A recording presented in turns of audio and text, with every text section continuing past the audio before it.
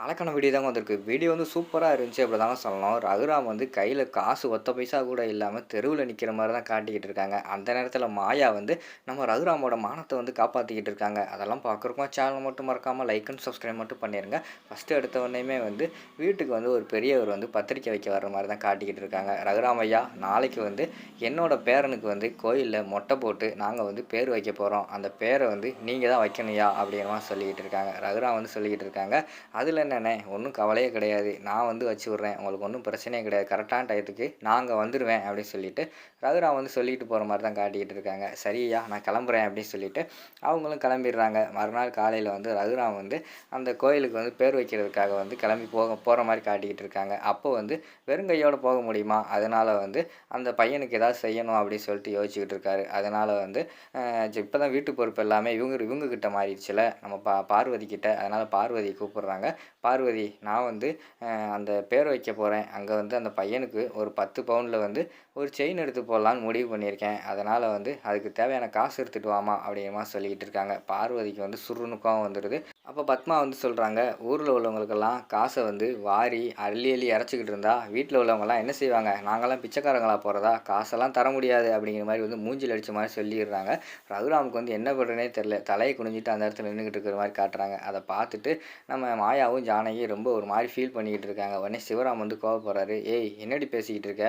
இதுதானே நான் சொன்னேன்ல, அன்னைக்கே உங்ககிட்ட சொன்னேன்ல, இவகிட்ட வந்து வீட்டு பொறுப்பை கொடுக்காதீங்க, இவ இந்த மாதிரி தான் பண்ணுவா, இவ மோசமான ஆள் அப்படின்னு சொல்லிட்டு நான் உங்ககிட்ட ஆல்ரெடி சொன்னேன்ல, பார்த்தீங்கல்ல அவளோட புத்தியை காட்டிட்டா. ஏய் ஒழுங்கா காசு எடுத்து குடுடி அப்படிங்கிற மாதிரி சொல்லிட்டு இருக்காங்க.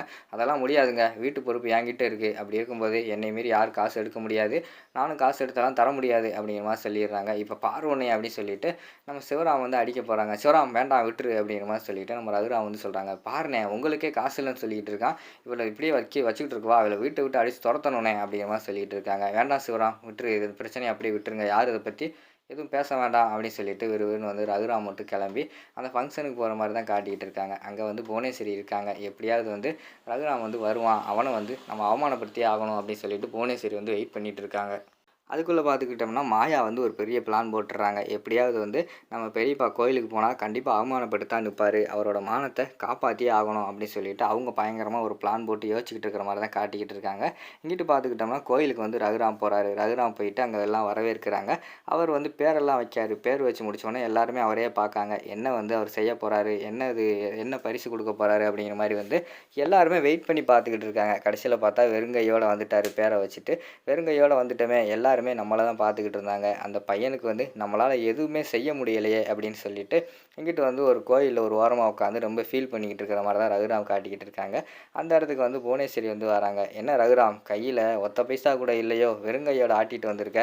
ஏதாவது ஒரு ஃபங்க்ஷனுக்கு வந்தோம்னா ஏதாவது அவங்களுக்கு செய்யணும், அந்த நடைமுறை கூட இல்லையா? நீ பாட்டில் வந்துட்டு சும்மா வந்துட்டு போனால் என்ன அர்த்தம் அப்படிங்கிற மாதிரி சொல்லிட்டு அவங்க வந்து குத்தி காட்டி பேசிக்கிட்டு இருக்கிற மாதிரி தான் காட்டிக்கிட்டு இருக்காங்க. ரகுராம் வந்து எதுவுமே செய்ய முடியாமல் அந்த இடத்துல இருக்காங்க.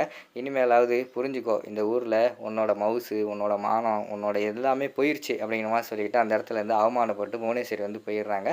அந்த நேரத்தில் வந்து ரகுராம் பார்க்குறதுக்கு ஒருத்தர் தாம்பூல தட்டோட வராரு.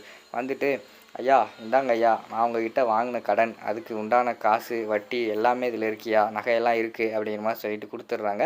அதை பார்த்தோன்னே ரகுராமுக்கு வந்து பயங்கரமான சந்தோஷமாயிருது. எப்படியோ வந்து நமக்கு வந்து இதாகிடுச்சு, காசு இந்த நகையெல்லாம் கிடச்சிருச்சு, இதை கொண்டு போய் எப்படியாவது நம்ம மானத்தை காப்பாற்றிக்கிறணும் அப்படின்னு சொல்லிட்டு விறுவிறுன்னு போய் அந்த இடத்துல அந்த பையனுக்கு வந்து அந்த செயினை போட்டு வந்துடுறாரு. போட்டவுடனே எல்லாருமே அந்த இடத்துல கை தட்டி நல்லா சந்தோஷமாக இருக்கிற மாதிரி காட்டுறாங்க. அதை பார்த்தவொடனே புவனேஸ்வரிக்கு வந்து பயங்கரமான ஷாக் ஆயிடுது.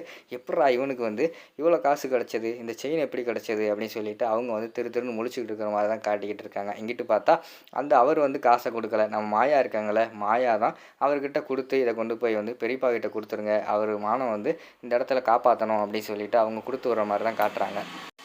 அவங்களும் சரிம்மா ஐயா மானத்தை காப்பாற்றுறதுக்கு நாங்கள் இதை பண்ணுறோம் அப்படின்னு சொல்லிட்டு அவங்களும் கொண்டு போய் அதை கொடுக்குற மாதிரி தான் காட்டுறாங்க. கொடுத்துட்டு வந்தவொடனே நம்ம மாயா வந்து அவங்களுக்கு ரொம்ப நன்றி சொல்கிறாங்க. ரொம்ப நன்றிங்க, நான் வந்து சொன்னதுக்காக நீங்கள் போய் பெரியப்பா கிட்ட கொடுத்துருக்கீங்க அப்படிங்கிற மாதிரி சொல்கிறாங்க. அம்மா இதில் என்னம்மா இருக்குது, எங்களால் வந்து அவர் கொடுக்க முடியல, நீங்கள் கொடுத்ததையாவது வந்து நாங்கள் அவர்கிட்ட கொடுத்து அவரோட மானத்தை காப்பாற்றணுமே, அது வரைக்கும் எங்களுக்கு ரொம்ப சந்தோஷமா அப்படிங்கிற மாதிரி சொல்லிட்டு அவங்களும் சொல்கிற மாதிரி தான் காட்டிக்கிட்டு இருக்காங்க. ரொம்ப நன்றி அப்படின்னு சொல்லிட்டு அவங்களும் அந்த இடத்துல போயிடுறாங்க. நம்ம மாயா வந்து ரகுராம் வந்து அந்த இடத்துல நல்லா சந்தோஷமாக சிரிச்சிட்டு இருக்கிறத இந்த ஓரத்தில் நின்று மறைஞ்சு நின்று பார்த்து அவங்களும் சந்தோஷப்பட்டுக்கிட்டு இருக்கிற மாதிரி தான் காட்டிக்கிட்டு இருக்காங்க. அதோட பார்த்துக்கிட்டிங்கன்னா இந்த எபிசோடு வந்து முடிச்சிடுறாங்க.